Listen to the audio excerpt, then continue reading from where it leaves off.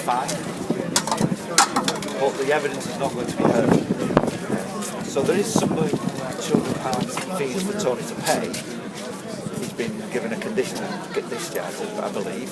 I've not spoken to Tony personally, but what's happened is that all the witnesses and all the evidence that's been submitted has not been heard in that hearing.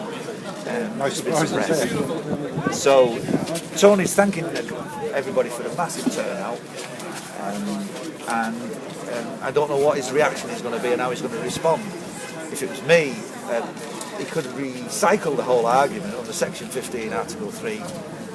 Should you pay £200? And now, because he'd be committing an offence under that Act if he was to pay it. So I hope he doesn't pay it. Okay. By definition, he's still got reasonable cause that these guys, in making the decision they've done today, remain complicit in the cover-up of terrorist activity. It was a magistrate's court. Who was on the bench? I don't know. I've heard it was a judge. I wasn't, because I was a witness. I've not been inside. Oh, you haven't? I haven't been called. No. You haven't been called? I haven't been called. None of the witnesses have been called. You're Tony Farrell, and you are an expert witness, are you not? Well, I was. Call me an expert witness or what, but I was one of several witnesses that Tony has asked to come today. I presented a 2-page evidence report to support Tony in his stance on Section 15, Article 3, along with people like Ian Henshaw and Ray Savage. Ray Savage being a former counter-terrorism man. No, not one of us has been called, and none of the evidence has been discussed. So basically, the judge has made a decision.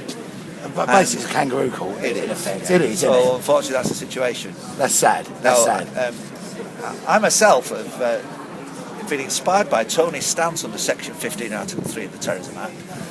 I'm not sure whether he was the first to do it, but he's the only one I've heard that's done it. Yeah. I've done it. I've been in front of Barnsley Metropolitan Borough Council under the same argument twice, with a slightly different reason, because being thrown out of South Yorkshire Police, and knowing what I didn't know about South Yorkshire Police, that Meredith Hughes, the Chief Constable, had a QPM given to him, and also had post-7/7 management of the investigation and cover-up of 7/7.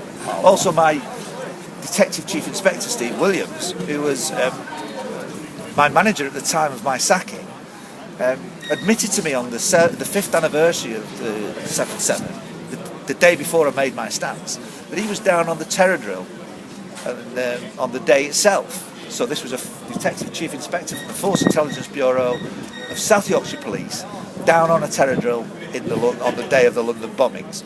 Now, what terror drill was that? Was it Peter Power's drill? Well, if it's Peter Power's drill, then it makes Peter Power out to be an absolute liar, because the last definitive statement Peter Power has made, in terms of weaseling out of what he knew and what that exercise was all about, was that it was simply a back office staff, a handful of people from his own back office that was part of that terror drill. That was like 2 years after he'd given the impression that this was a big exercise. There was 1,000 staff in his organisation, drills at the exact same locations as the bombs. And therefore he then sort of says that it was just back office staff. Well, what was Williams? Williams wasn't a back office staff. Williams was a Detective Chief Inspector from one particular police force. How many other Detective Chief Inspectors from other police forces were down on that drill in order to feed back to police forces the lie that happened?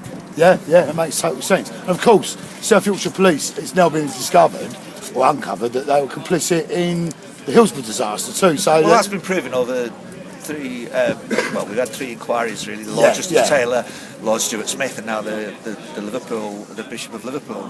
That inquiry, it's been proven that they've covered up for 23 years. Successive chief constables. So basically, they can cover up anything. Well, they're prepared to lie to cover up their reputations.